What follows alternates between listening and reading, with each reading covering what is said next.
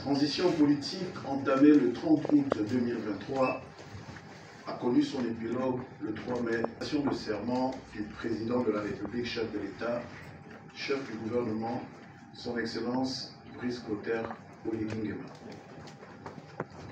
Dans son discours d'investiture, le chef de l'État avait annoncé les grandes lignes du calendrier électoral devant conduire au renouvellement des autres institutions de la République en vue d'intégrer pleinement la Ve République dès janvier 2026. Dans cette perspective, et à l'issue de la promulgation, le 27 juin 2025, de textes majeurs, comme la loi sur la répartition des sièges de députés et des sièges de sénateurs, ainsi que la loi sur les partis politiques, il importe d'indiquer que les grandes étapes du processus électoral jusqu'au scrutin du 27 septembre prochain se déclinent comme suit. Mise en place de la Commission nationale d'organisation et de coordination des élections et du référendum.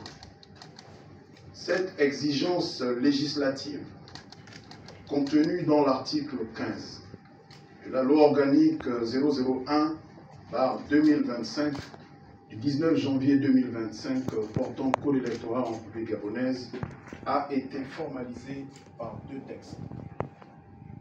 L'arrêté 002/MISD du 27 mai 2025 portant mise en place, organisation et fonctionnement de la Commission nationale d'organisation et de coordination des élections et du référendum pour les élections législatives, locales et sénatoriales de l'année 2025.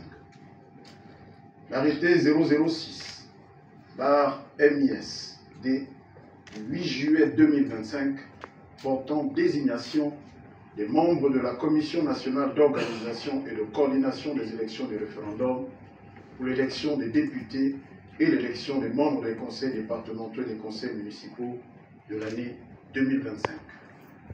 Le mercredi 9 juillet 2025, la Cour constitutionnelle a reçu solennellement le serment des 12 membres qui composent la CNOSER.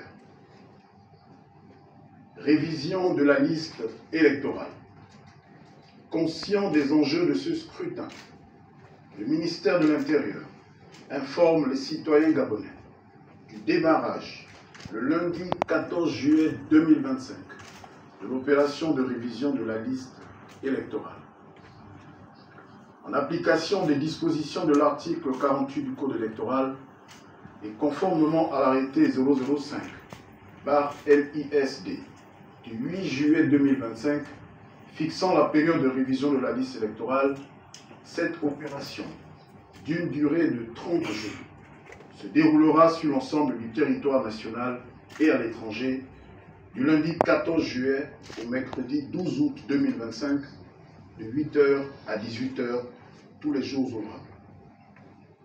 Cette opération consistera à inscrire les primo-électeurs, c'est-à-dire les citoyens ayant atteint en majorité électorale après la période exceptionnelle d'inscription sur la liste électorale de 10 jours achevée le 10 mars 2025. Procéder au changement de centre de vote pour les citoyens qui le souhaitent. Radier de la liste électorale les personnes décédées et celles qui ont momentanément perdu leur droit de vote à la suite d'une décision de justice. Vérifier sur la liste électorale leurs informations pour les personnes déjà inscrites.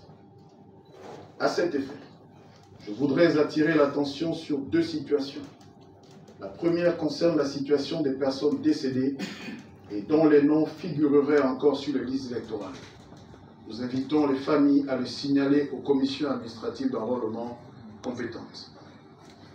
La seconde concerne l'inscription automatique sur la liste électorale des jeunes ayant atteint l'âge de 18 ans et recensés dans le cadre du numéro d'identification personnelle NIP, conformément aux dispositions de l'article 48, alinéa 6 du Code électoral.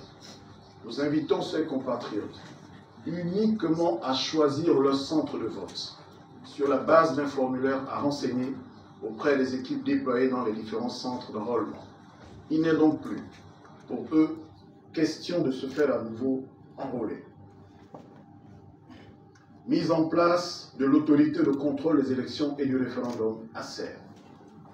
L'appel à candidature lancé par le ministère de l'Intérieur du 6 au 13 février 2025 à l'effet de choisir les 9 membres de l'autorité de contrôle des élections et du référendum avait permis de mettre en place cet organe lors de l'élection du président de la République du 12 avril 2025. Au terme du mandat de ces 9 membres, prévu le 12 juillet prochain, un nouveau appel à candidature